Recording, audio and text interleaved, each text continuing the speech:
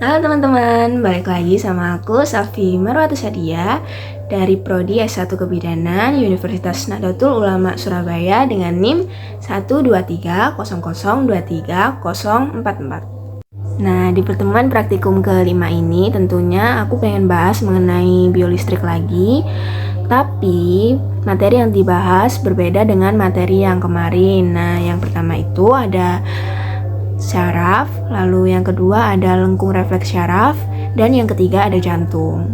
Nah, kalau teman-teman semua penasaran, ikutin aku terus ya sampai videonya habis. Nah, sekarang kita masuk ke bagian syaraf. Sebelumnya, aku pengen jelasin kalian mengenai apa sih morfologi syaraf itu. Morfologi syaraf mengacu pada struktur dan bentuk fisik dari sistem syaraf. Ini mencangkup berbagai elemen seperti neuron, akson, dendrit, dan sel glia.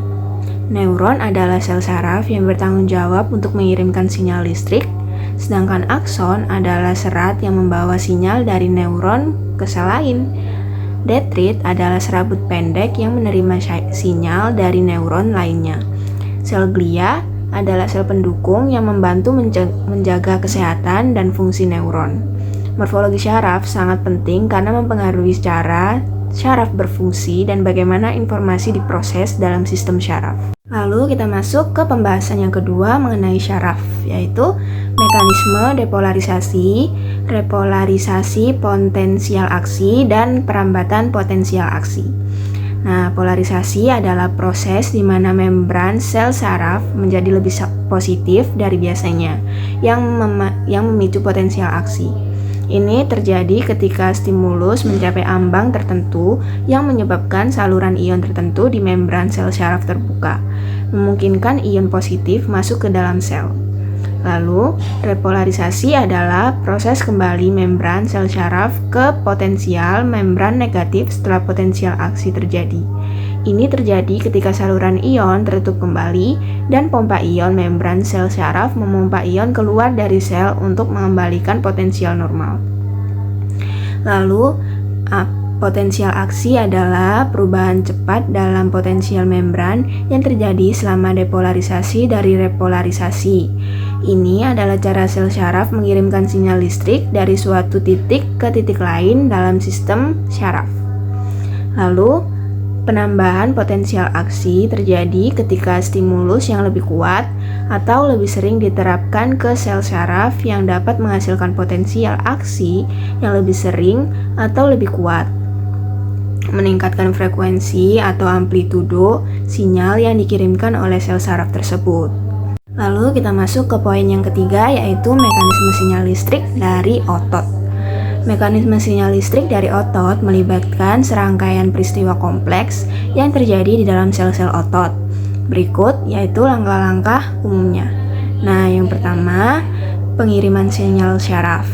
Ketika syaraf motorik menyampaikan sinyal dari sistem syaraf pusat ke otot, neurotransmitter asetilkolin dilepaskan di sinapsis neuromuskuler. Lalu yang kedua, depolarisasi membran.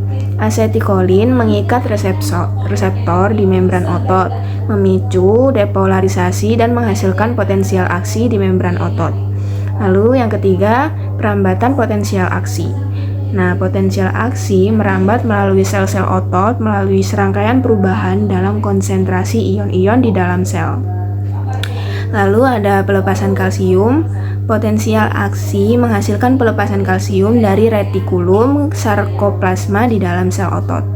Lalu ada kontraksi otot.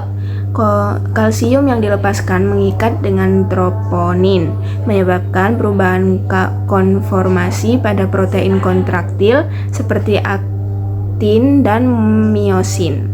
Ini memungkinkan miosin untuk berikatan dengan aktin dan menyebabkan kontraksi otot. Lalu ada relaksasi otot. Setelah stimulasi berhenti, kalsium diambil kembali di dalam retikulum sarkoplasma.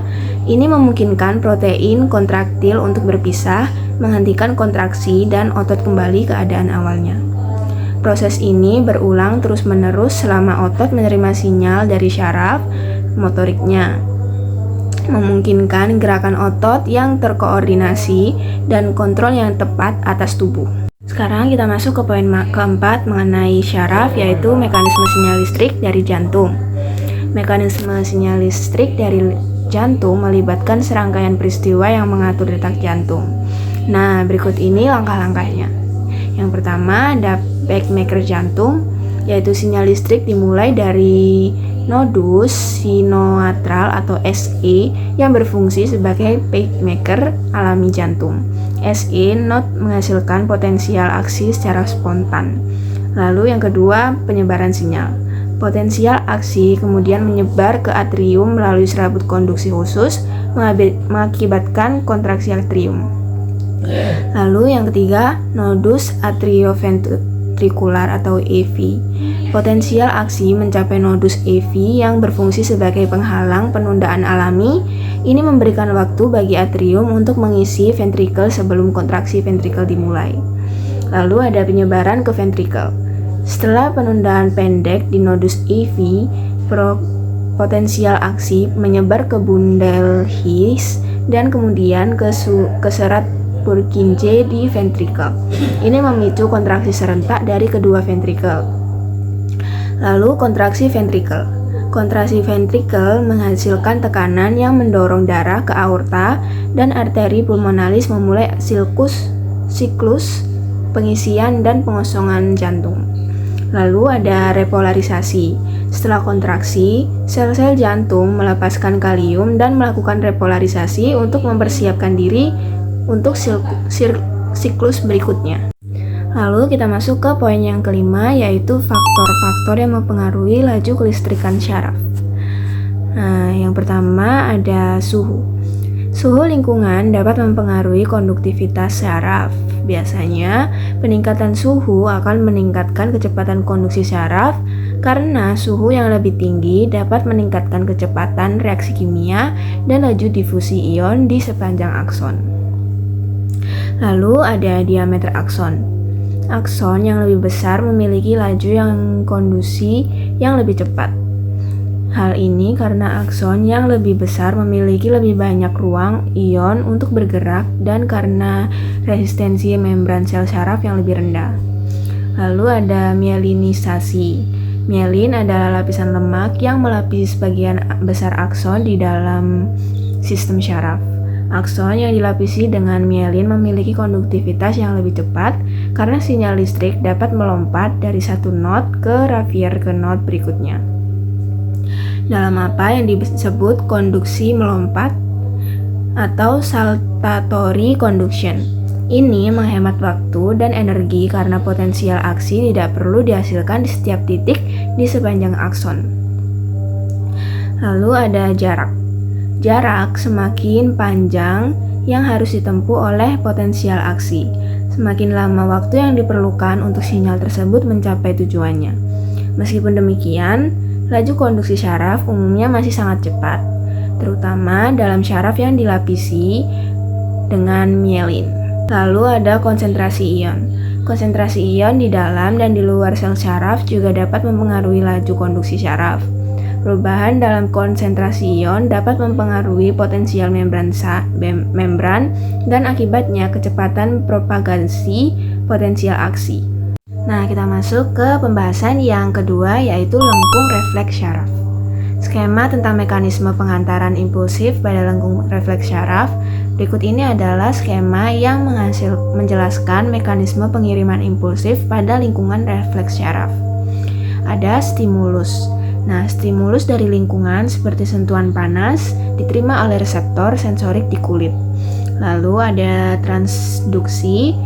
Reseptor sensorik mengubah stimulus menjadi sinyal listrik, memicu potensial aksi di serabut syaraf sensorik. Lalu ada konduksi. Potensial aksi bergerak melalui serabut syaraf sensorik menuju sumsum tulang belakang. Lalu ada sinapsis. Di sumsum tulang belakang serabut syaraf sensorik melakukan sinapsis dengan serabut syaraf motorik. Lalu ada pengolahan. Di sumsum tulang belakang ada pengolahan sinyal yang dapat terjadi, termasuk penerusan sinyal ke otak untuk persepsi lebih lanjut atau respon yang cepat. Lalu ada refleks. Sinyal motorik dikirim kembali ke otot atau organ yang relevan melalui serabut syaraf motorik. Lalu ada respon. Otot atau organ merespon stimulus dengan berkontraksi atau merespon sesuai dengan jenis refleksi yang terjadi. Sekarang kita masuk ke materi yang terakhir, yaitu jantung. Yang pertama ada morfologi jantung. Fungsi jantung adalah memompa darah yang kaya oksigen dan nutrisi, kemudian mengedarkannya ke seluruh tubuh, termasuk sel-sel, organ, dan jaringan tubuh. Jantung melibatkan tempat ruang utama yang di dalam mekanisme kerjanya. Keempat ruang jantung tersebut adalah serambi kanan, serambi kiri, bilik kanan, dan bilik kiri. Serambi kanan berperan sebagai penerima darah kotor, kemudian dialirkan ke bilik kanan. Selanjutnya, bilik kanan akan memompa darah kotor tersebut ke paru-paru untuk melakukan pertukaran gas di alveolus dan mengisi pembuluh darah kapiler dengan darah yang mengandung oksigen. Kemudian, darah yang kaya oksigen tersebut akan dialirkan ke serambi kiri. Setelah melewati serambi kiri, darah akan menuju bilik kiri jantung untuk diedarkan ke seluruh tubuh melalui pembuluh darah aorta atau pembuluh darah besar arteri. Itulah urutan cara kerja sistem peredaran darah manusia yang berulang setiap harinya.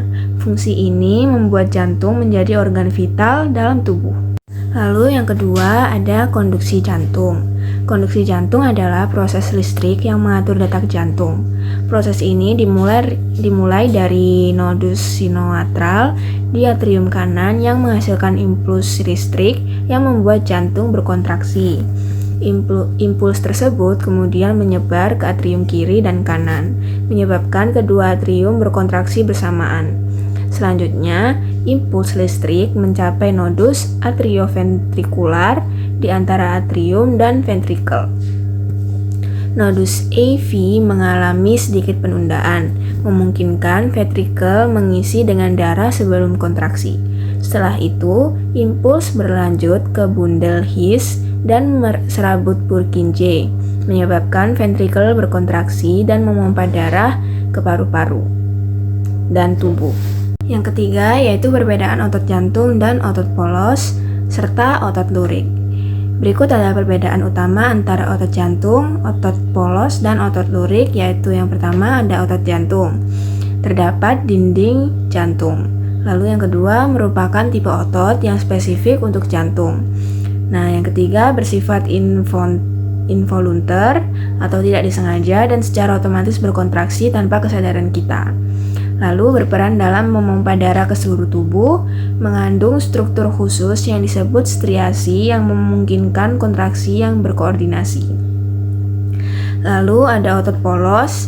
Perbedaan yang pertama ditemukan dinding pembuluh darah, saluran pencernaan, kandung kemih, dan organ dalam lainnya. Lalu merupakan tipe otot yang tidak disengaja atau involuntar dan berkontraksi secara lambat dan bertahap. Lalu tidak memiliki striasi sehingga tampak halus di bawah mikroskop.